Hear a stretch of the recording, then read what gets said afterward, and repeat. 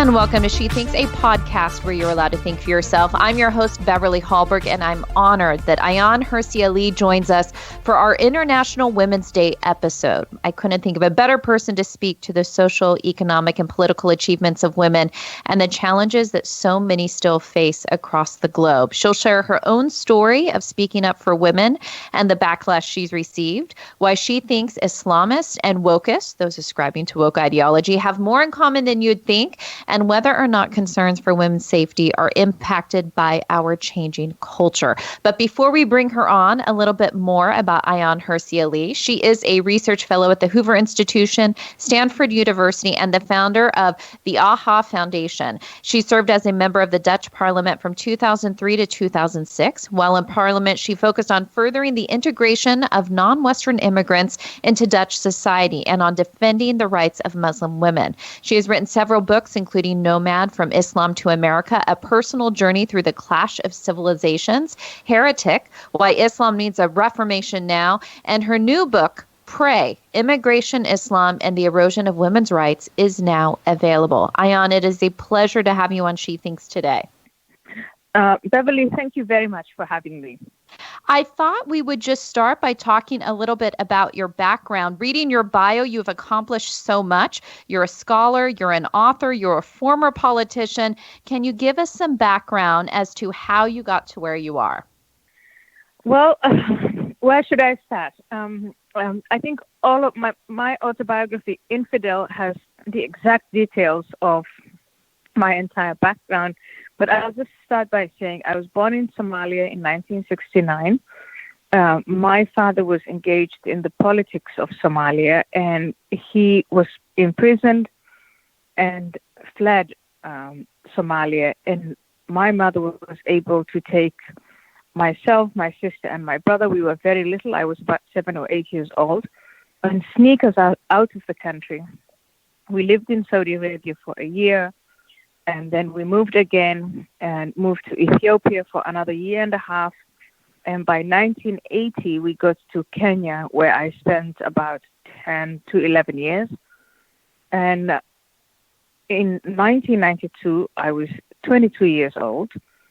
And the reason for me to leave Kenya was that my father had found a husband for me and married me off. This husband lived in Canada, so I had to join him. And for me to join him, I had to have the necessary immigration paperwork, which my father decided was way too slow to process in Kenya. So he reached out to an extended family member in Germany, and I was sent there to Germany. This is in July of 1992. And that member of our family, I call him an uncle. That uncle would help me with the paperwork to get me to Canada.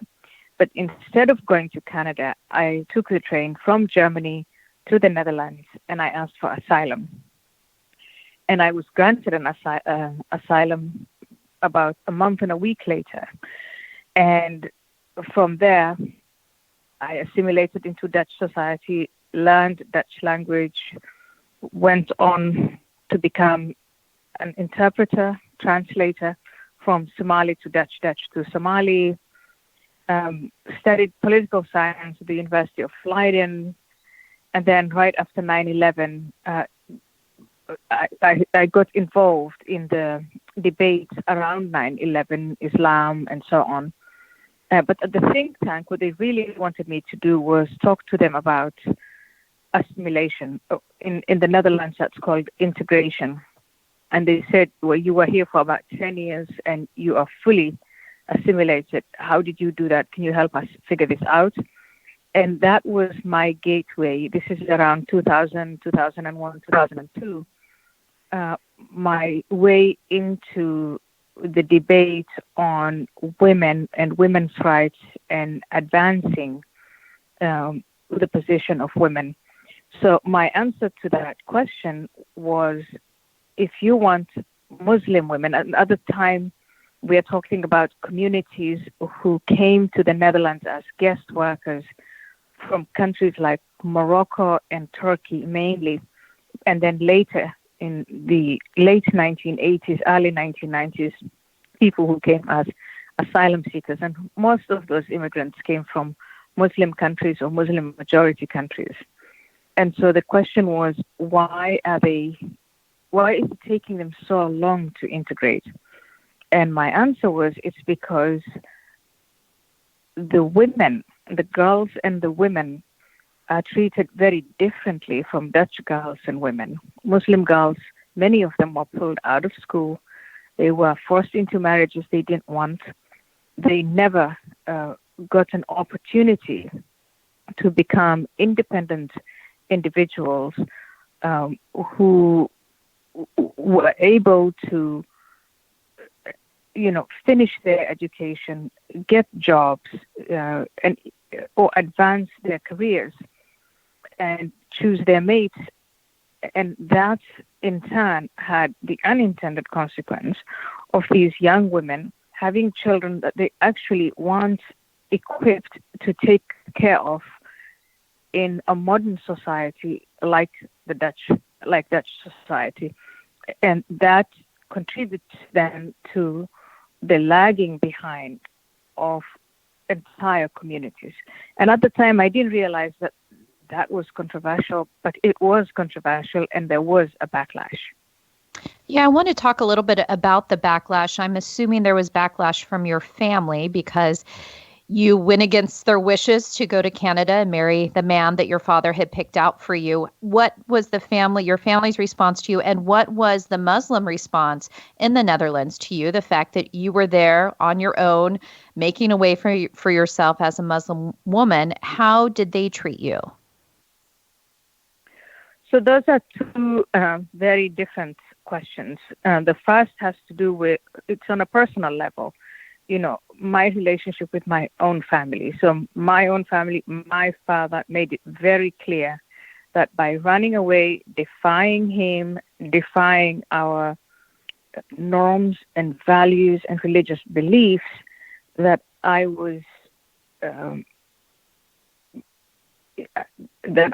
guilty in his eyes of violating the honor of our family in a deep way.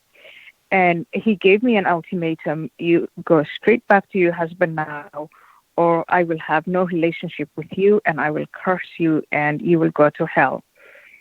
And I have to say to you, on a personal level, obviously, that kind of rejection was deeply painful.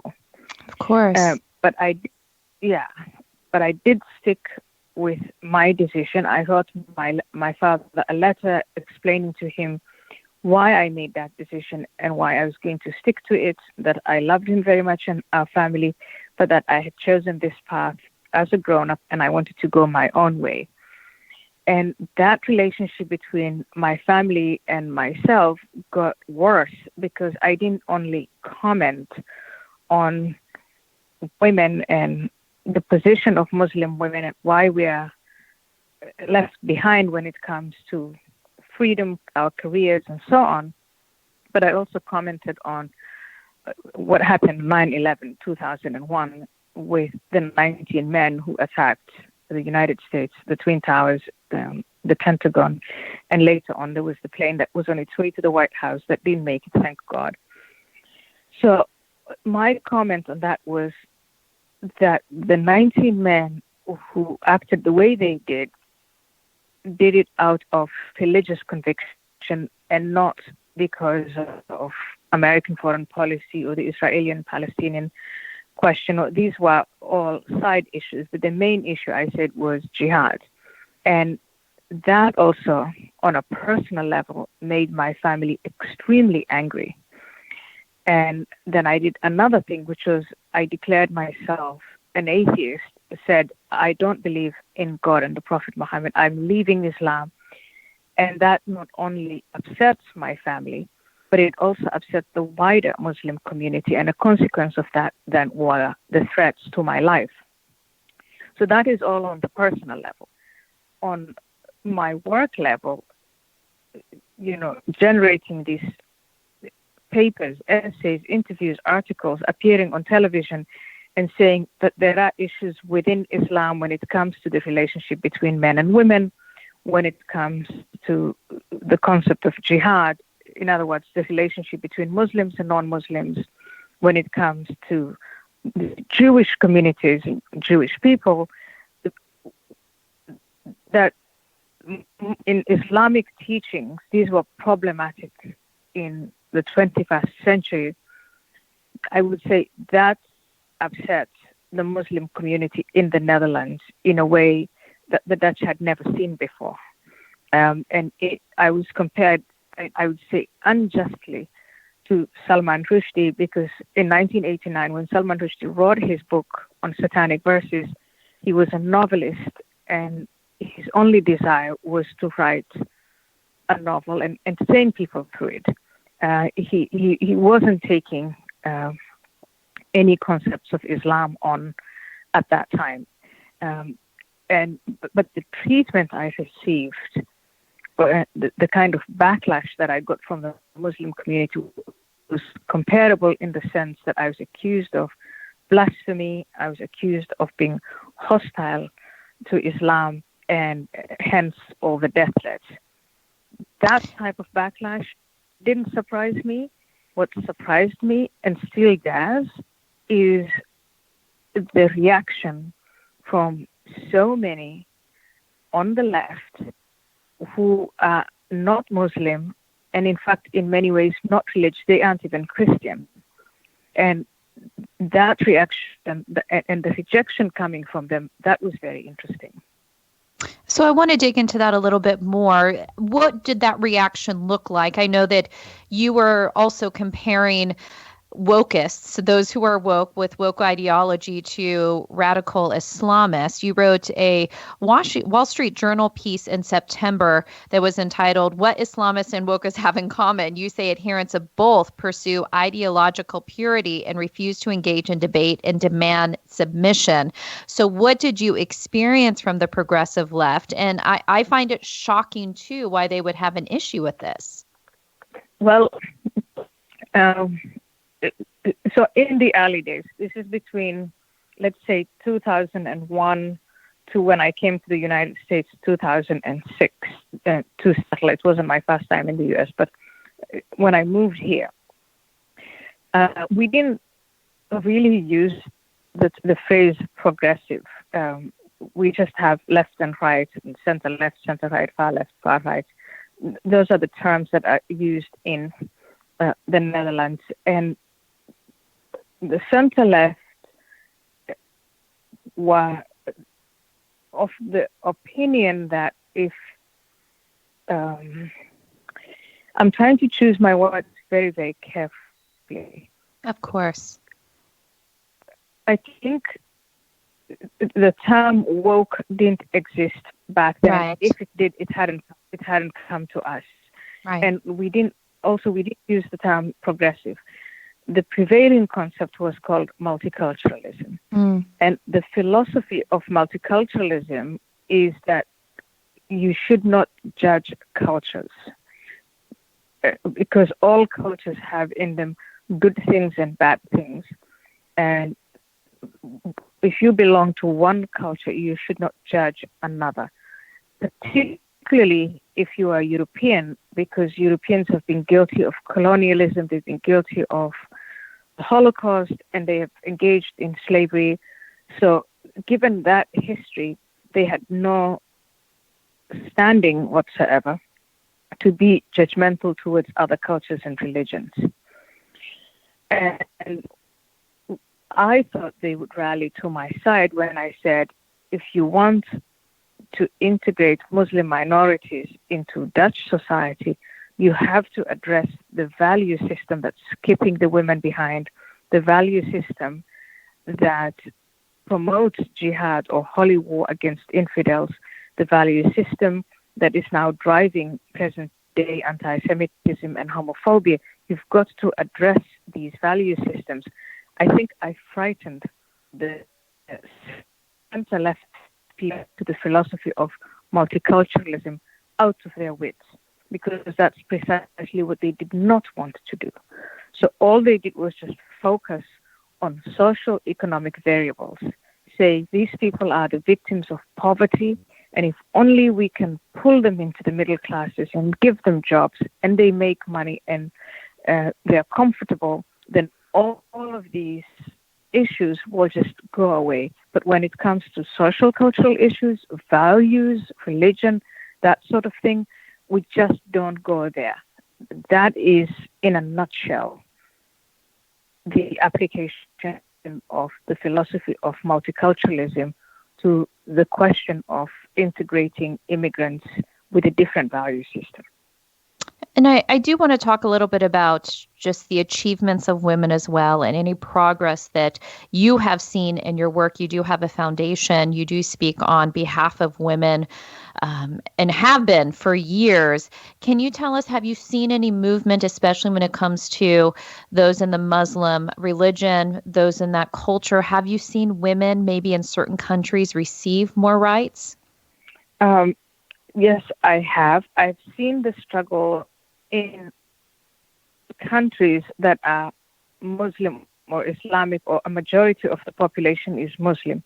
The struggle within those countries and inside those countries, like Iran, like Saudi Arabia, like Egypt, Pakistan, the women's organizations and women's movements, women's activism on a local level, they are fighting for things that we take for granted in the West.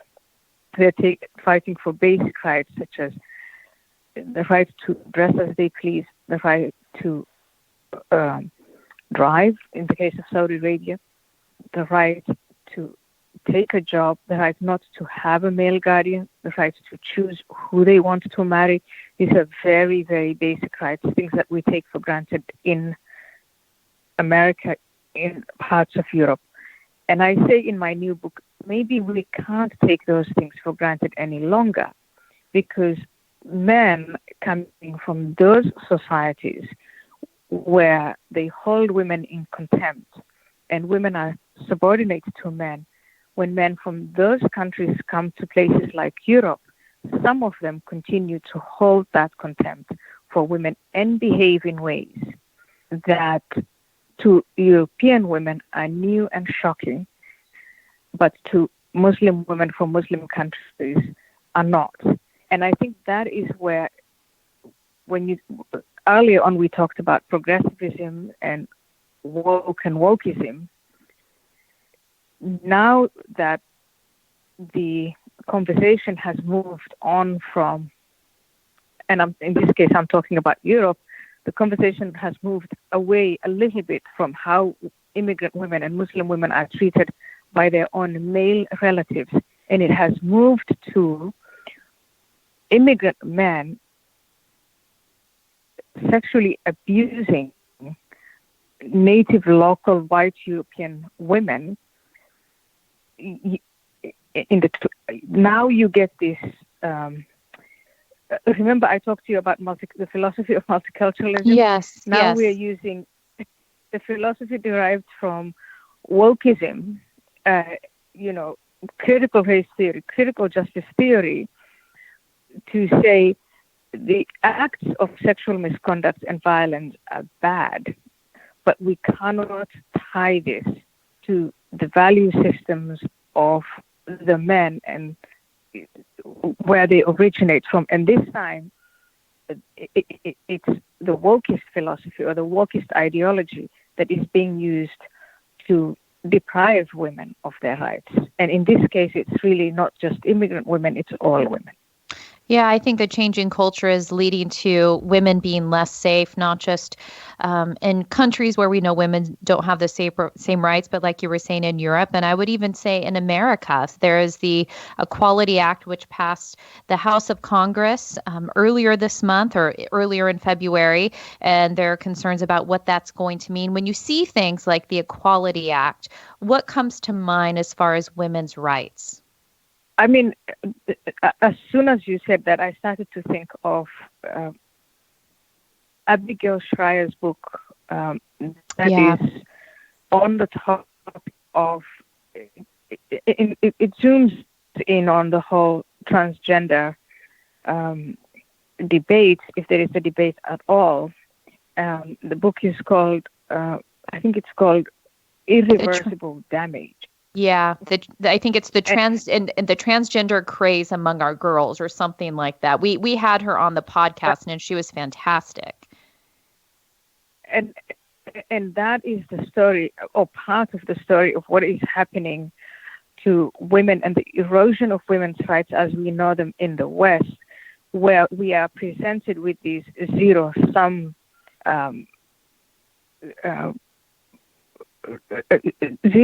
challenges. I am perfectly okay with lifting up transgender people and promoting their freedom and their dignity and their equality. I'm all for that. And I think people who want to deprive us of those things are absolutely wrong and should be treated like any other bigot in the world. But I don't think it's a zero-sum game. I don't think that promoting the rights of transgender people should be used to take rights away from women and children. And that is one of the things that Abigail Shrier talks about. And in today's conversations about equity and equality, when it comes to women's rights, I see a lot of that. I see this zero-sum in this matrix of intersectionality that comes out of this woke ideology that women keep pushing us down the ladder to the point where J.K. Rowling had to, come out and say, we're not even called women anymore. We are called people who menstruate. Yeah. And as they go on dicing society up into groups and categories. And she had that huge backlash. And Abigail Shrier had a huge backlash. And I'm going through it myself now. But I think we have to hold strong and in many ways expose these, whether it's the philosophy of multiculturalism and moral relativism in Europe or wokeism here in America. I think as women, we now have to face this new challenge of depriving us of the rights that we fought so hard to achieve. And I see that, I'm with you on that here lies a potential threat to rights and privileges that I think in America and Europe we took for granted. Yeah, my final question for you is this podcast is listened to people in different countries, not just in the United States. If there is a woman listening to this who is in an abusive situation, somebody who maybe she's a Muslim and is married to somebody she did not choose to and does not treat her with dignity and respect, or somebody who just is in a bad relationship, what encouragement would you give to that woman who listens to your story and finds what you did brave, because it is, and know that you put everything on the line, your safety, your family, everything? What would you say to a woman who wants to escape their rights being violated?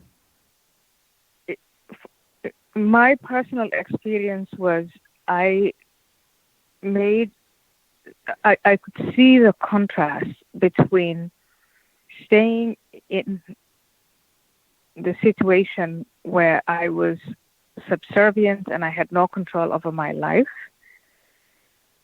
And I knew that staying in it entailed a certain outcome. I always give my mother as the example. And then I in my own mind, I had the contrast of what good things could happen to me if I left that situation. And I think in that sense, every woman in an abusive situation, every woman in a situation that she doesn't want to be, will have to make that calculation. And then when the opportunity presents itself, first of all, you look for an opportunity to get out. And when you find that opportunity, I urge you to get out. But here's a caveat. In 1992, 1993, when I decided to leave, I was caught. My husband, the man I was married to, came to Holland and he found me. He found me in an asylum seeker center. And I went to the woman who was working, one of the women, the staff members who was working at the center, and I told her, I'm busted. They have found me. I have to go with him now. And she told me, you don't have to go with him. I will call the police And the police will make sure, if you don't want to go, the police will make sure that you don't. And when I say a caveat, in 2021, I don't know if the police in any country will help the woman in trouble, or if the police will side with the family and the clan and their value system. That is why I established the AHA Foundation, Ayaan Hirsi Ali Foundation. And that foundation zooms in on exactly these issues. Women who are forced against their will into marriages they don't want, who are pulled out of school. And that is a resource of help. And there are such organizations that exist all over the place. And I would direct women to go there. Resources there are that can help them get out of, find help, and stay out and thrive once you're out. And what is that website? How can people find that? It's on the internet. It's called theahafoundation.org. So THEAHA Foundation, all one word, .org. Wonderful. People should go there. And I also want to remind people again, you do have a new book out. It is called Pray, Immigration, Islam, and the Erosion of Women's Rights. People should pick it up. But I just want to say, Ayaan, it's been a pleasure to have you on She Thinks, to hear your story and to hear the bravery that you had. And we thank you for all you're doing for women and trying to protect their rights and get them rights if they don't currently have them. We know that you have put your own life in danger to do so. And we're so honored to have you on the program today. Thank you very much, Beverly. Thank you so much for having me.